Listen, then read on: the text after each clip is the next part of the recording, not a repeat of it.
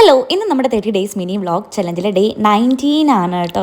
അങ്ങനെ ഓൾമോസ്റ്റ് നമ്മൾ 30 ഡേയ്സ് ആവാറായിട്ടുണ്ട്. ഇനി ആകെ 11 ഡേയ്സ് കൂടെ ഉള്ളൂ. ഓക്കെ, അപ്പോൾ ഇന്ന് എനിക്കാണെങ്കിൽ ഒരു ഷൂട്ട് ഉണ്ടായിരുന്നു നമ്മുടെ ലിവ ബ്യൂട്ടി ലോഞ്ചിൽ തന്നെ.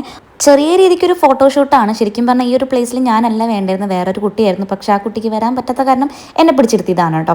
ഓക്കെ, അപ്പോൾ ഒരു ഹിന്ദു ബ്രൈഡൽ ഷൂട്ടാണ്. അപ്പോൾ എനിക്കിഷ്ടമാണ് ഈ ഒരു 3 ലെയർ നെറ്റിച്ചൂട്ടി ഇടാനായിട്ട്. അപ്പോൾ എൻ്റെ മേരേജിന് ഞാൻ ഈ 3 ലെയർ നെറ്റിച്ചൂട്ടി ഇടാമെന്ന് പ്ലാൻ ചെയ്തിട്ടുണ്ട്.